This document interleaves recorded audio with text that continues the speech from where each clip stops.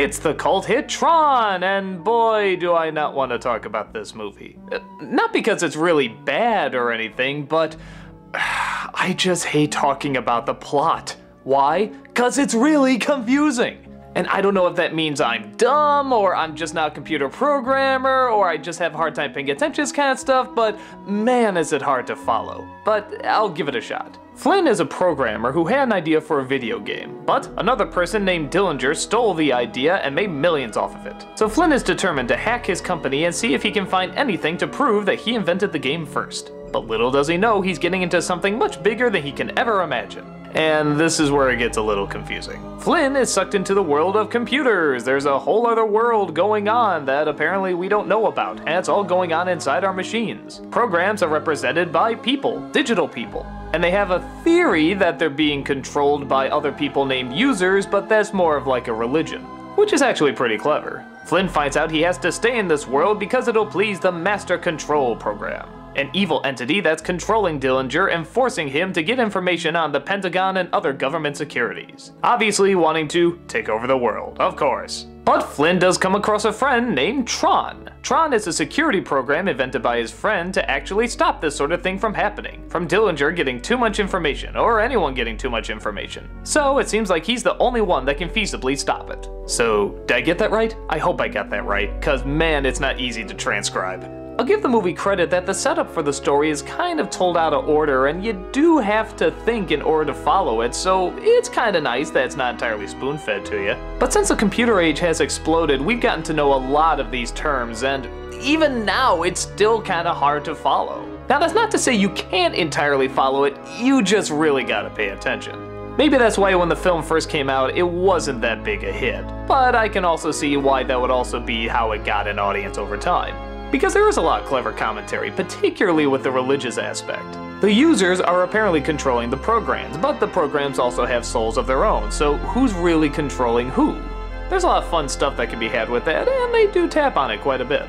You can tell the majority of the time spent on this movie is perfecting its look. Which, while we're at it, let's talk about the look, because it is by far the best part of the movie. This film has a design that is all its own.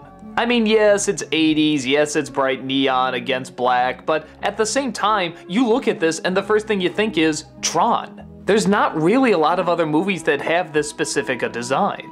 And its use of CG animation was also groundbreaking and never really been done to this extent before. Nowadays, it's pretty dated, but it's still so stylized and looks so good that you kinda don't care. You know it was the 80s, and you know it's just a product of the times, but man, is it such a good-looking product of the times. Some of it looks a little cheap, like the costumes themselves, I don't know, they're supposed to be like neon and glowing, but they kinda look like pajamas half the time. Some set pieces I think were supposed to look like hard metal, but they look more like cardboard. But again, you kinda give it a pass because it's designed so nicely. And it is so unique. And it's shot so well. I love it where even when you enter the human world, you're not entirely sure if you're in the human world. They keep going back and forth, sort of blending the realities, and that's really smart. Again, sort of playing with the idea of who's controlling who. Tron is one of those movies where when you really think about it, it is really smart and it is really clever, but you really gotta take that time to think about it. In terms of just a straightforward action adventure, it can please people, but like I said, you gotta pay close attention to it. And I'm sure there's things that don't add up and are never explained, and real computer programmers would probably look at this and be like, hey, they forgot this or forgot that. But honestly, I think that's just the sci-fi element. That's people making stuff up for entertainment, as well as try to get what other symbolic point they're trying to get across. I think because I'm not a huge computer guy, I can't get into this stuff quite as much, but I do acknowledge it is a good film, and it is very smart, even if it is cheesy here or there, and again, even if the designs are a little dated, but it's still something all its own. It's a good flick, and my guess is there's a lot of people out there that would enjoy it even more than I do. It's just a little too much going on for me to really love, but I liked it, and I'm glad I saw it. But it's proven that it does have a die-hard audience, and you can see why. It has a look that's all its own, it has a story that's all its own, and it is really clever. Yeah, it can be a little cheesy and awkward as well as incredibly dated, but still, when you get down to it, there's only one Tron.